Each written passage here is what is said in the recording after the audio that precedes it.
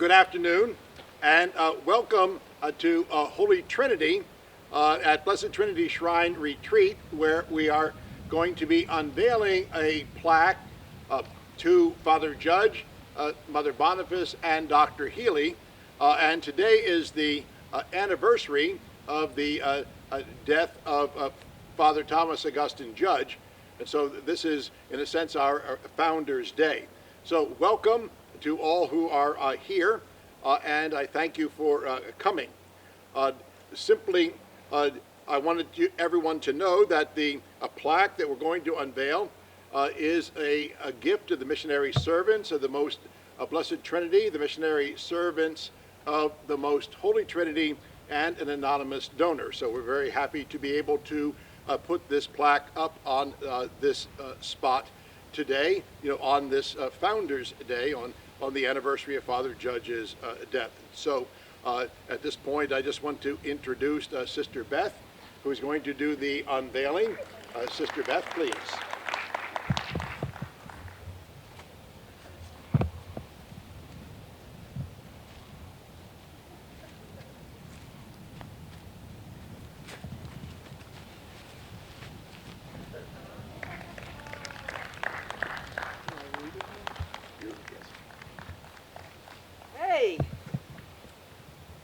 Blessed Trinity Shrine Retreat, Russell County. This is Mott Burr, Sister Angel Guardian, gave her 1,300-acre plantation to Father Judge on the condition that the community assumed payments on the mortgage. In August 1917, Father Judge agreed and stated, "This place will be the mother house of the cynical, where souls are to be trained to a special love of the Holy Trinity. This site not only holds the original chapel and the original quarters of Father Judge, but also the grotto erected in 1917. Many lay people, sisters, brothers, and priests came to establish a missionary center for retreats, early schooling, and evangelization for the poor and underserved in the area. The Sisters group was incorporated on February 2nd, 1918, as the missionary servants of the Most Blessed Trinity. The Brothers group was incorporated on December 26, 1923. In the 1920s, the men's group acquired the Bradley plantation, and the two Cottonton plantations became known as Holy Trinity.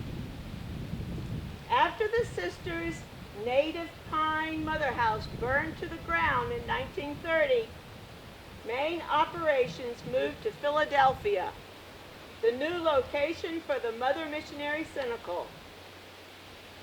The fire left Father Judge's original chapel, now known as the Shrine of the Blessed Trinity, miraculously unscathed. Listed in the Alabama Register of Landmarks and Heritage on February 1976. Marker erected in 2020 by the missionary servants of the Most Blessed Trinity and the missionary servants of the Most Holy Trinity. Let's give 3 cheers. Hip hip hooray! Hip hip hooray! Hip hip hooray! 3 for the Trinity. I first became acquainted with the missionary servants of the Blessed Trinity when I was in high school. So I go back into the 50s, mid-50s. And it struck me because I saw the film called What Richer Life, and the missionary spirit just kind of oozed out of that film. And so then I entered in New England, because I'm from Massachusetts. In Norwood, Massachusetts, that was our New England postulancy. And what I remember is that Sister Ancilla Domini was there as the custodian, and she was one of the really pioneers. And I realized, as I remember, I knew many of the pioneer sisters. I didn't know Mother Boniface, she was before my time, but Mother Mary of the Incarnate Word was alive and part of my formation. So I had contact with those primitive first missionaries. And in Norwood, Massachusetts, there was this big picture of Father Judge, and people never in the house said Father Judge. They always said Father. And so I grew up with the awareness, whenever it was said Father, it always meant Father Judge. And when we talked about Holy Trinity, it was Father's Chapel. I didn't grow up always hearing Father Judge's Chapel, but over the years we've said that. But it was always, everyone knew in the Seneca, Father meant Father Judge. And Father's Chapel always meant Holy Trinity.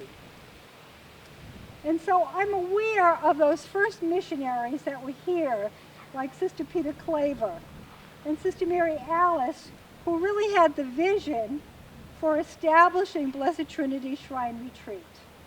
And so the gift and the sharing of that enthusiasm and the call to establish this calls for great appreciation for their vision, their stamina, and we know in those first days it wasn't easy. But the challenge was they caught the Spirit, because I think the Spirit is caught more than it's taught. And I know for myself, watching that film, I didn't know the sisters at all. I had Mercy sisters all through school who were wonderful. But there was something about that call to be missionaries, and that we share that spirit. Father Judge would say, those who don't know the love of God need to be reached out to in our neighbors and the providence of our everyday life. And so we gather here today in appreciation to you and celebrating the reaching out in the providence of our everyday life. I'm also struck as we remember and we appreciate that we're called to be looking at our grounds here. When I came here 2.5 years ago, although I've been in and out of here over the years, one of the persons that I met first when I came was Amparo, who happens to be here today. And she said, you know, I find Holy Trinity, it's where heaven and earth meet. And you know, I loved that when Amparo said that. It just made this place come so alive. And I think for many, it's where heaven and earth meet. And we celebrate those moments. And because we talk about peace in the pines. And so when we walk these grounds and all the prayer that you have brought here and the sharing of community and life, we benefit from that. And so we appreciate what we appreciate, and we appreciate you. And as Father mentioned, we're part of the Senecal family, and you're part of our family. Father Judge had this vision of, we started with the laity, then the sisters emerged, and then the priests and the brothers. And none of us are enough without the other. And so you are part of our family, and we celebrate this, and we appreciate you for being you and being with us today. So God bless you.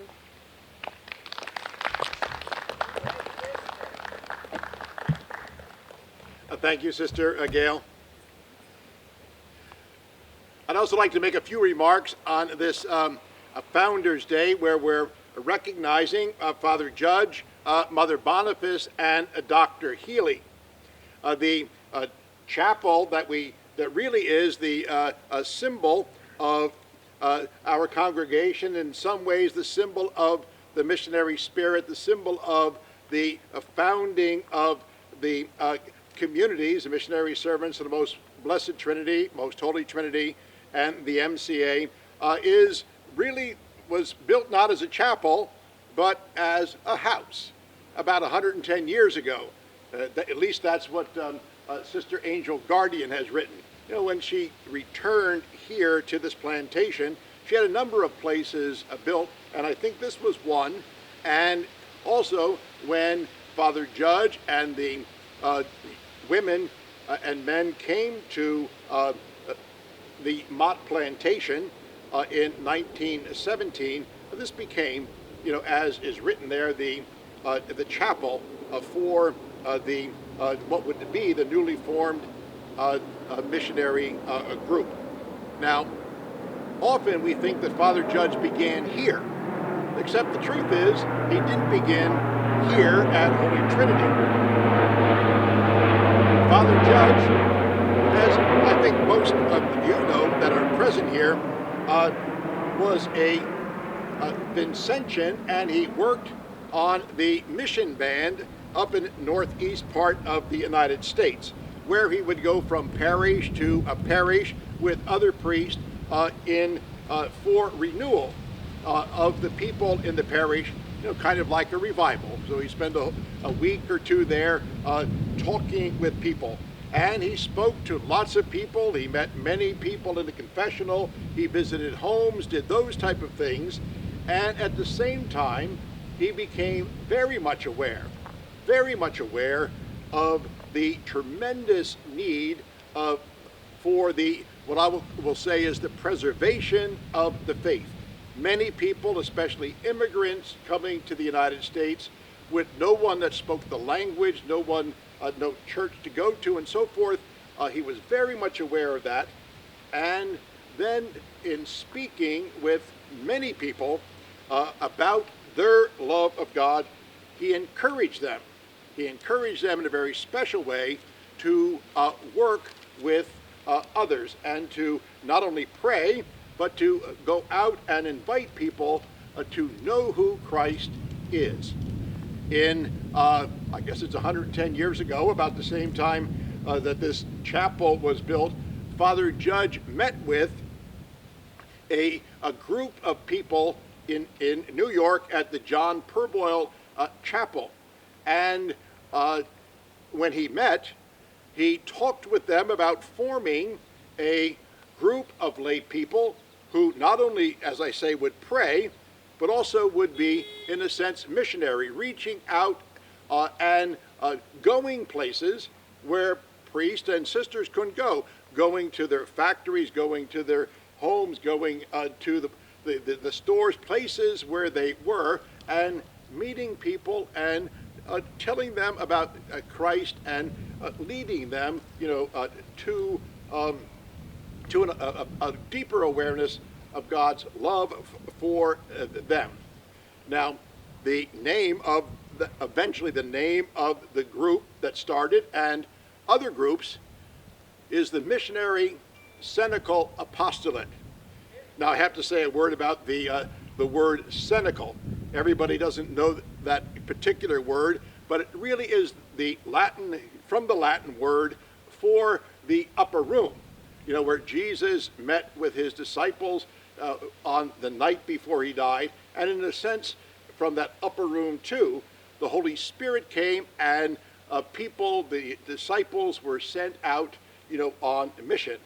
And so I mention that because it was from that time that the Missionary Cenacle Apostolate, groups of people gathered together, and it was some of the people from those groups who eventually came to Alabama when Father Judge was here.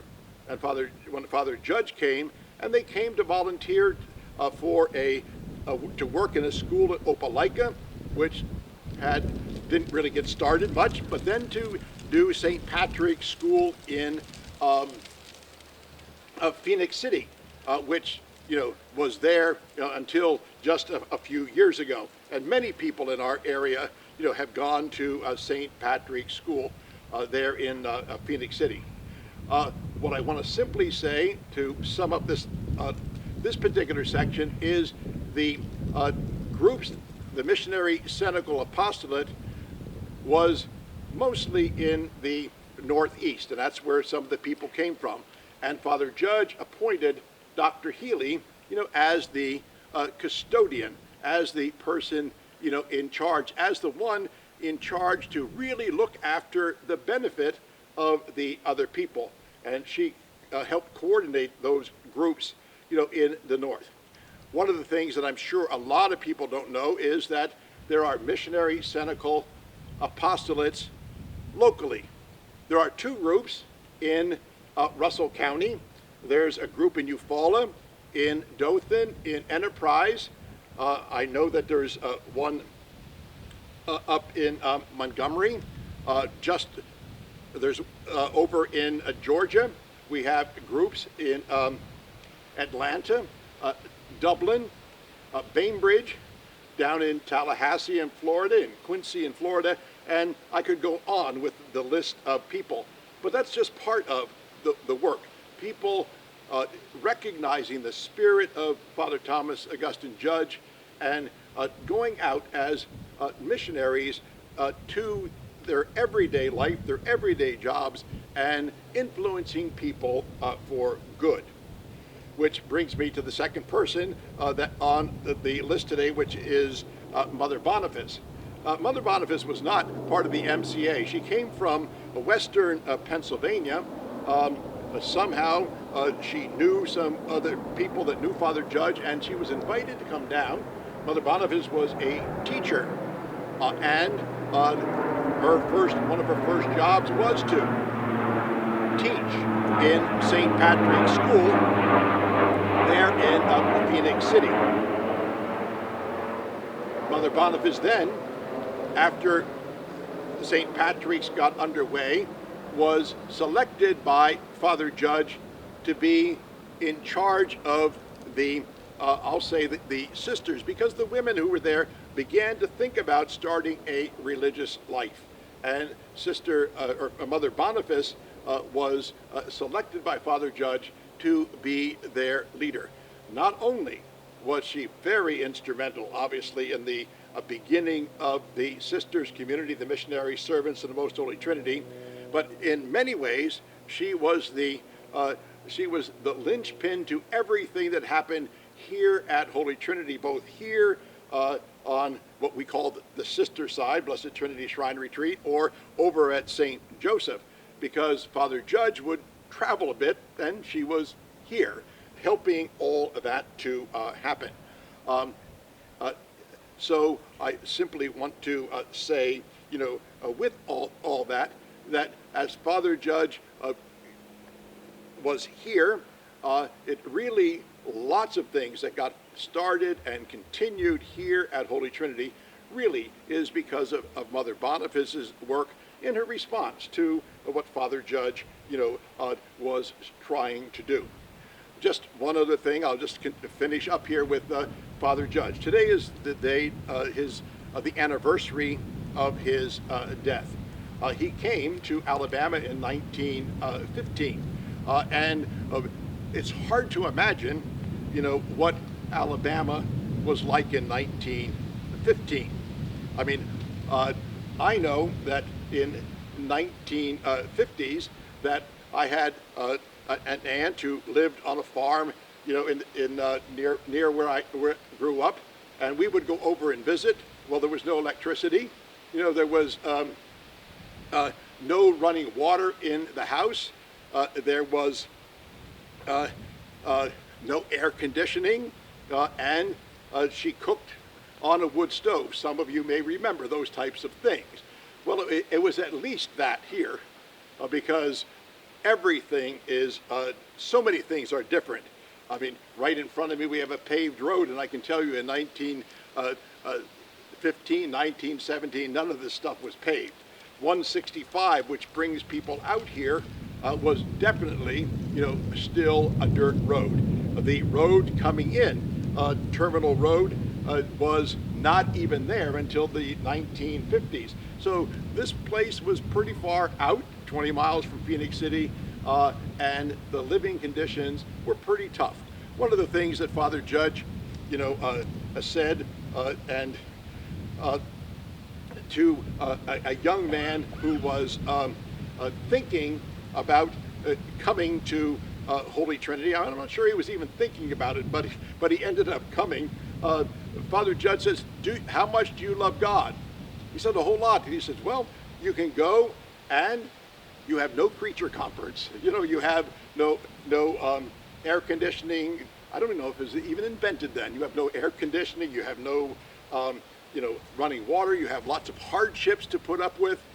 But if you love God, those things don't even enter your mind because there's too many other things to do. So those are just a few words that I want to say, as we celebrate this Founders Day, as we unveil this a plaque, and as we celebrate, Father Judge, Mother Boniface, and Dr. Healy. And so I'm going to finish by just asking everyone to pray with me the Doxology in praise of the Trinity that Father Judge taught us and that we use on a regular basis. So together we'll pray. Blessed be God the Father, who has created us. Blessed be God the Son, who has redeemed us. Blessed be God the Holy Spirit, who sanctifies us. Blessed be the Holy and Undivided Trinity, now and forever. Amen. Thank you very much. Woo-hoo!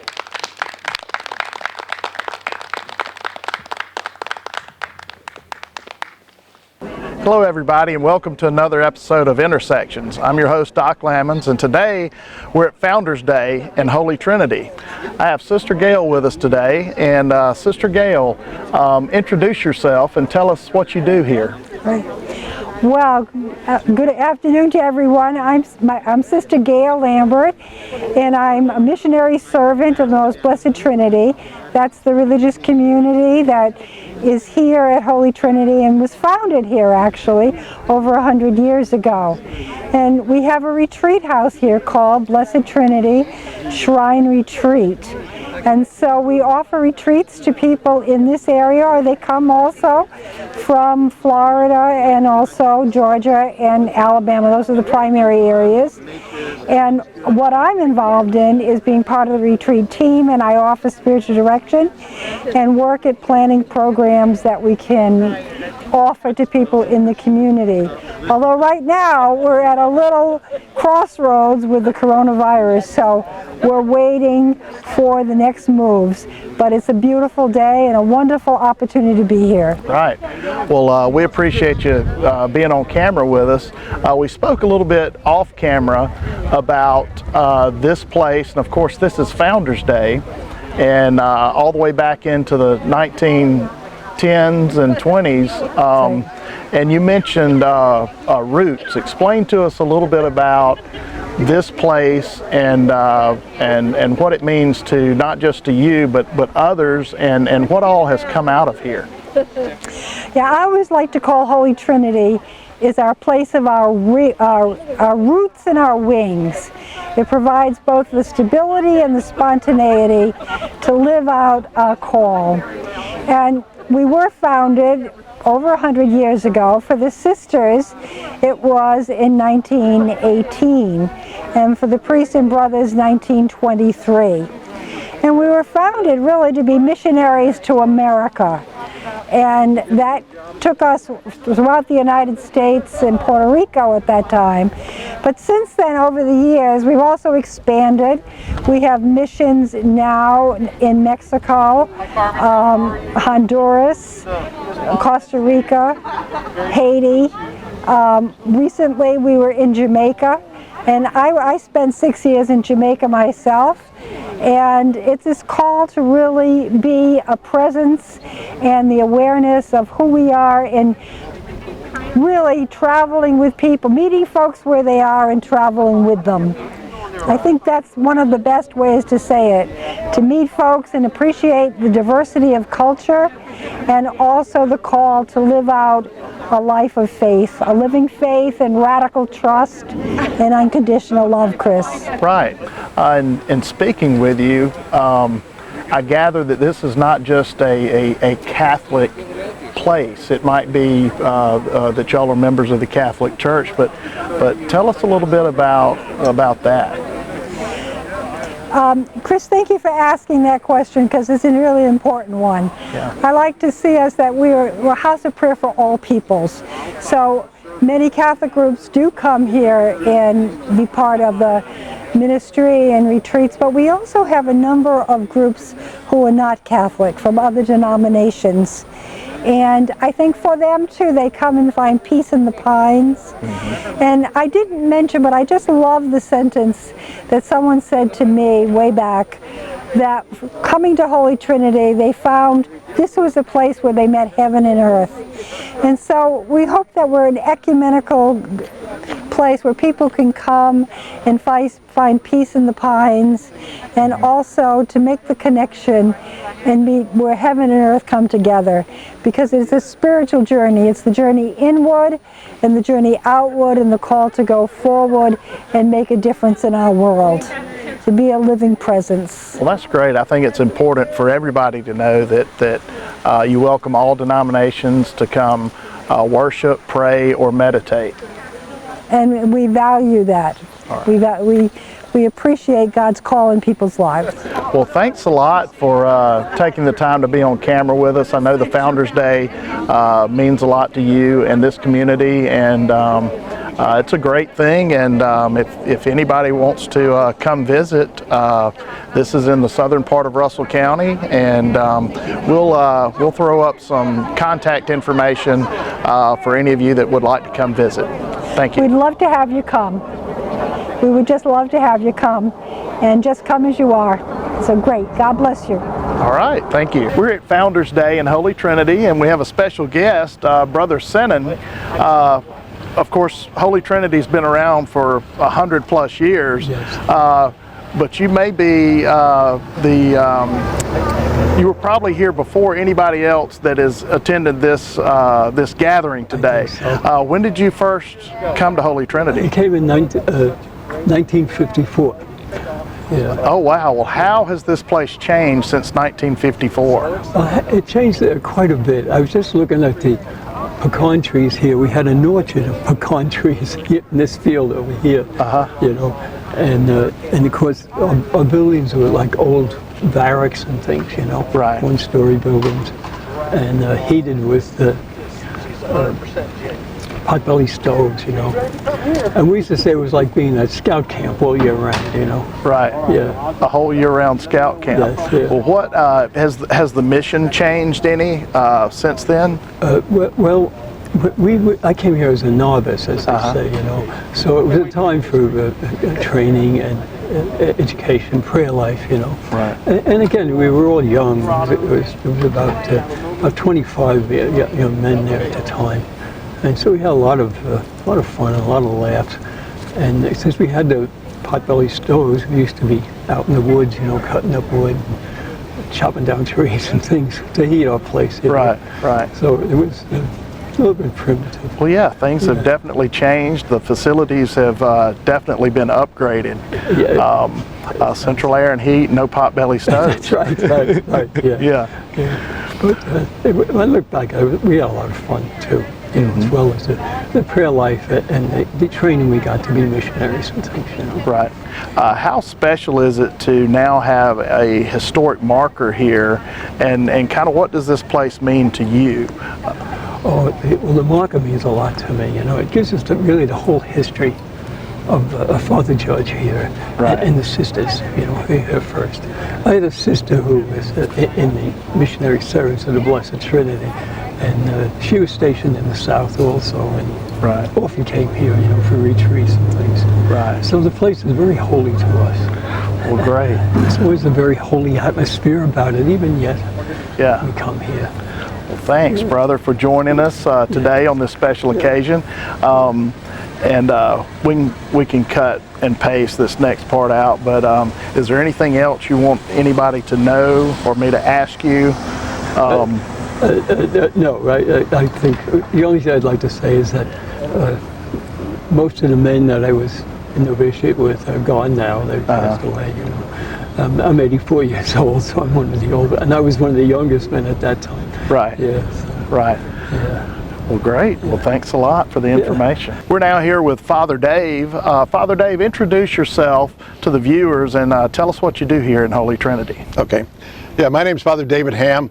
I'm the pastor, actually, of St. Joseph Church, about 3/4 of a mile here on 165. So that's one of my main jobs here at Holy Trinity, but I'm also pastor of St. Patrick Church in Phoenix City, which we took over to be the pastors for and to serve the people there about 2 years ago. So we have both places right now. And we're here on a special occasion for Founders Day. Tell us a little bit about Founders Day and why this Founders Day is something extra special, but fill us in on that. Okay. Yeah, we have Founders Day. It really is just an opportunity to celebrate the founder of our community. Today actually happens to be the anniversary of Father Thomas Augustine Judge's death. And just 2 days ago was the anniversary of the death of Mother Boniface, kind of the co-founders of our community. And because of that, during November we have a Founders Day just about every year. Today is a little bit special. We have the unveiling of the historical sign, and actually it's near the 100th anniversary of the founding of the missionary servants of the Most Holy Trinity. The sisters here at Blessed Trinity Shrine Retreat had 100 years a couple years ago. They're a little bit ahead of us in that regard. But every year we do some type of celebration. Sometimes it's larger, sometimes it's smaller, just to simply recognize and remember our roots, where our founders, the tremendously charismatic people that they were, and hopefully be renewed again and kind of emulate their zeal and and their example. All right. Well, thanks again, Father Dave, for joining us and giving us a one-on-one interview. It was a great program you put on down here today. And if you'd like to come visit us, just take Highway 165 South out of Phoenix City, and Holy Trinity is on both sides of the road. It's on both sides of the road, and if you're looking for the exact marker, mile marker 18 will help you turn right into the road that goes right up to the St. Joseph Church. All right, well, great, and thank you for joining us.